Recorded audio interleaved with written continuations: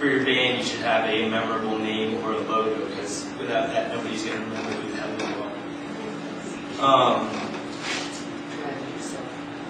What's that? Brand. Yeah, brand yourself, exactly. I mean, without that, you really don't have anything, especially like when bands change their name every 3 months. Nobody gives a shit about that band because they don't even know who the hell they are. But in the beginning, you got to build a fan base by playing, anywhere you can, and to get your name out there. And you want to prove to venues that you have a fan base that you can bring people in. And then once you can do that, you might be able to jump on national touring shows. This is a long shot, but like, Metallica comes through. You can jump on that. If you've got a good enough name around town, they know that they can count on you to bring more people in there. They'll put you on. And here's a hint for letting them know that you want that gig. As soon as you see it in the paper, if there's not a bunch of openers already listed, call up AEG or whoever you can and say, hey, my band is available to open for that gig. And they may be going, well, who should we book to open? And sometimes it's a last-minute decision. So you might be, I know a lot of guys got gigs on it. Yep. That's, my band's gotten a lot of gigs that way, like seeing, online or by word of mouth if somebody's coming through and hitting up whoever the booking agent is for booking person for that venue. I call them up and say, hey, is anybody opening that show? And they say no. I say, well, you're throwing my band on there. So sometimes it is that easy. I mean, if you've got a name for yourself, you can pull a lot. You can pull a lot more strings than this. Can I ask a question? How can you find out who their booking agent is? Well, a lot of times on the websites of the venues and stuff, you can find the booking person's email or phone number and name. And if you can't get a hold of them that way, you can go down in person and ask. Even if you don't know who you're contacting, if it's just booking at whatever the venue is, it can't hurt to take a shot. Thanks. And then if they do book you, then you're going to go. Right now. Exactly. Do an email on the website, or for the venue, or if Metallica is coming through, obviously Metallica's going to have their own website and fan club and so on. Scan that, you're always going to find the agent or at least the agent's name and contact info. Have any of you ever used the Billboard Talent Touring Directory? Has it been useful? Billboard Talent. Billboard Talent Touring Directory, because they usually list the management and the booking app. Yeah, those are mostly the national acts, and that's really a great way to go if you want to get hold of somebody and maybe tour with them. The biggest problem is a lot of times those acts are looking for somebody that's also signed on the same record like them. But you never know either. I actually have done a lot of booking for national acts at one time. I was like that with Barry Fay. And what happened was the opening act for Tesla broke up. And so they said, well, who in town would know some good bands? And somehow or the other, somebody threw out my name. So they called me up and they said, do you have anybody that was really worth to open for Tesla? And I said, well, yeah. And so I sent them the name of 4 bands. Now at that time, no internet. So I had to do a real fast job of talking and saying what kind of bands. They had happened to hear of Mr. Hyde. And so they said, well, go with Mr. Hyde.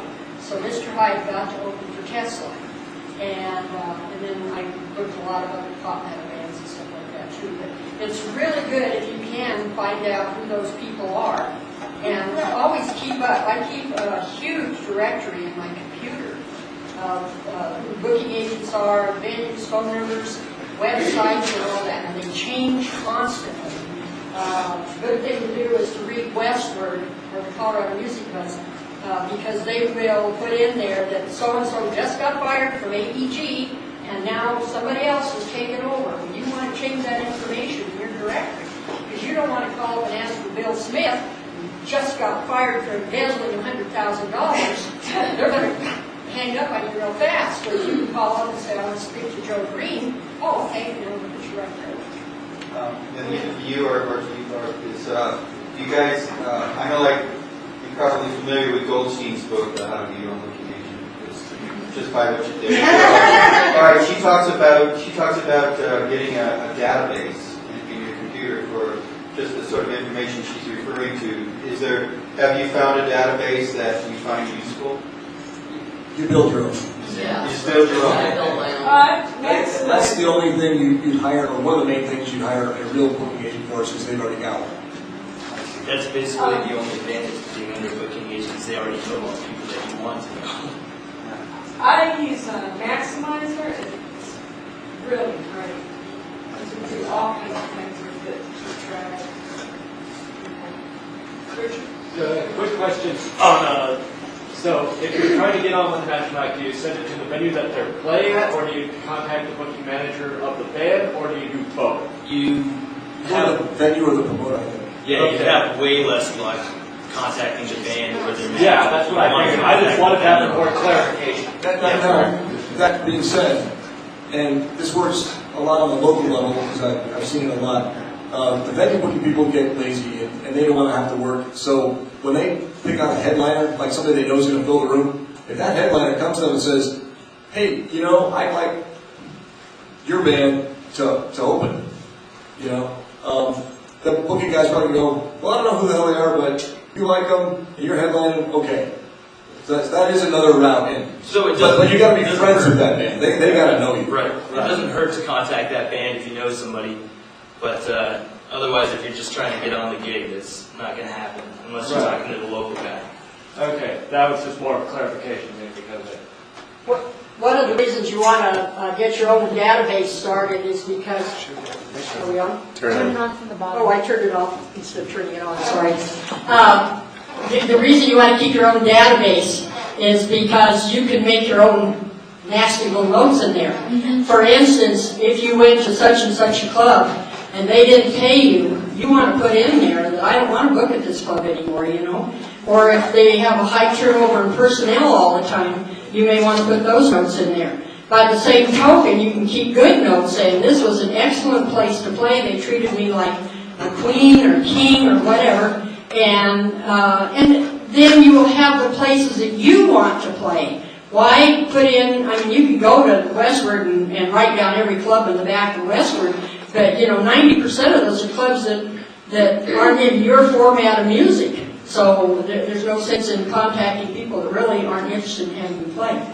Mike here has a question. I just had a couple of comments. I think that everything that everybody said up there is really true. A lot of what you said earlier about in the old days having to go and audition, especially if you had a real job, you had to take time off and go audition. If you were an original band, you basically, and I played in San Francisco in the days when it was really cutthroat and really tough.